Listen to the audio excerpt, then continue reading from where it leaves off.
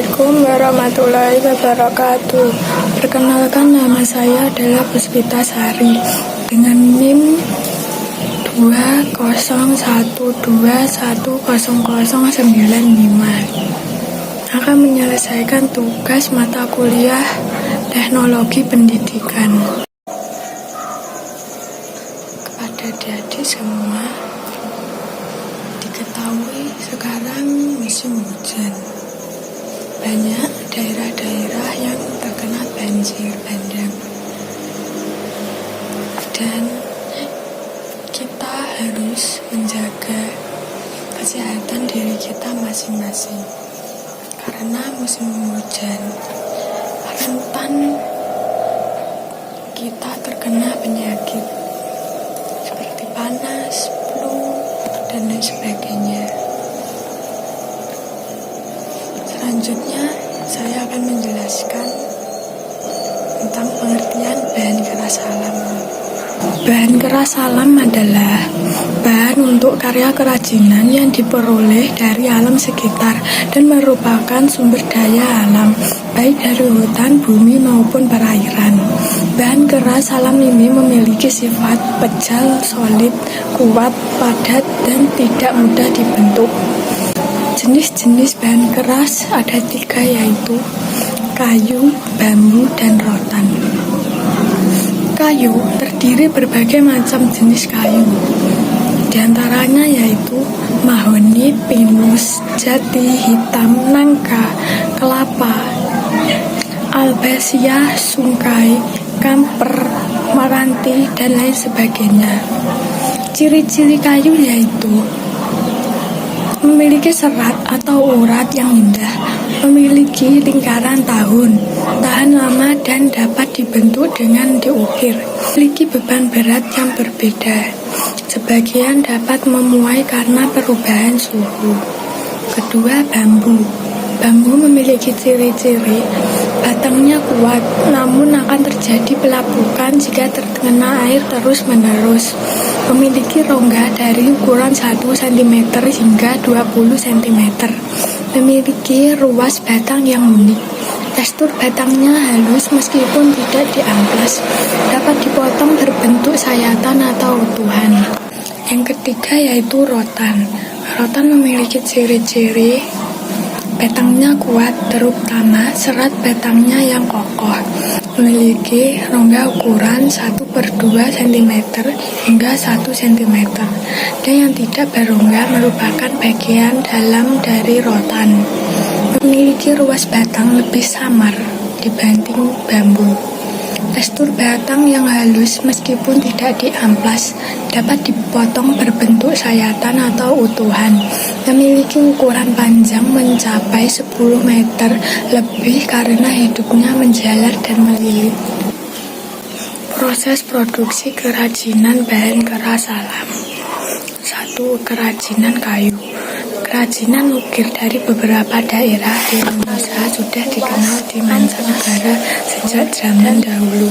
Masing-masing daerah memiliki motif atau corak ukir yang berbeda. Beberapa daerah yang dikenal ukiran atau pahatannya adalah Jepara, Yogyakarta, Cirebon, Bali, Toraja, Palembang, Kalimantan, dan masih ada daerah lainnya. Yang kedua yaitu proses yang pertama yaitu bahan pembuatan kerajinan kayu. Dapat dijadikan kerajinan terutama kayu, lem kayu, cat, dan varnish. Yang kedua, alat produksi pembuatan bahan kayu. Di antaranya yaitu gergaji, pahat, cukil, kayu.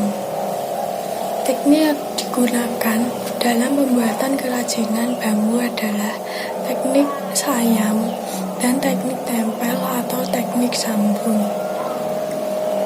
Yang pertama, bahan pembuatan kerajinan bambu,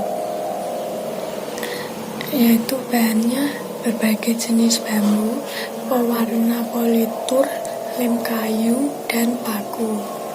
Selanjutnya, alat produksi pembuatan bahan kayu. Di antaranya yaitu parang, palu, gergaji, pisau raut, tang, tata, meteran, kuar, bor, dan sebagainya. Produk kerajinan bambu, diantaranya sandal, aneka alat rumah tangga, kap lampu tidur, cangkir, lukisan, dan lain sebagainya. Selanjutnya rotan. Rotan atau dalam bahasa Inggrisnya adalah rattan, merupakan sejenis tanaman akar-akaran liar yang banyak tumbuh di daerah hutan tropis. Penghasil rotan mentah terbesar di Indonesia adalah Pulau Sulawesi dan Kalimantan. Namun tumbuh juga di hutan-hutan Sumatera, Jawa, dan daerah lainnya. Selain memenuhi kebutuhan ekspor, saat ini kerajinan rotan diproduksi untuk kebutuhan masyarakat. Yang pertama, bahan pembuatan kerajinan rotan. Ada 3 bagian, yaitu yang pertama, rotan kupasan atau kulit luar sebagai pengikat atau bahan anyaman. Yang kedua, rotan batang yang langsung dipoles. Yang ketiga, rotan isi yang biasa disebut dengan vitrik atau petrik. Selain rotan, bahan pendukung lainnya adalah minyak tanah atau belerang untuk pemasakan politur dan cat warna. Yang kedua, alat produksi pembuatan bahan rotan. Di antaranya yaitu gunting rotan, palu, alat pembengkok, bor, amplas, gergaji, kompor, kuas cat, dan sebagainya. Selanjutnya, produk kerajinan rotan. Kerajinan rotan dibuat dalam bentuk benda, pakai hingga benda hias. Di antaranya kursi meja, lemari atau rak, kuda-kudaan, tas wanita, lampu hias, hiasan dinding, dan lain sebagainya. Kemasan produk kerajinan bahan keras memiliki tujuan, yaitu yang pertama, melindungi produk agar terhindar dari kotoran dan debu.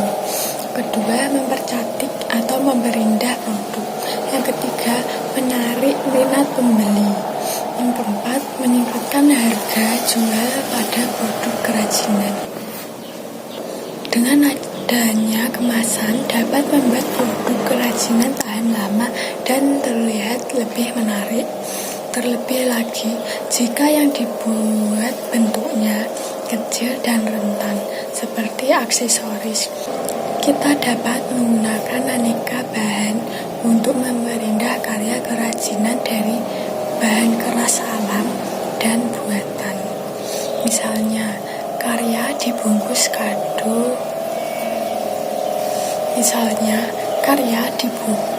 kotak kardus, bahan pil yang transparan, atau plastik mika. Sekian dari saya. Wassalamualaikum warahmatullahi wabarakatuh.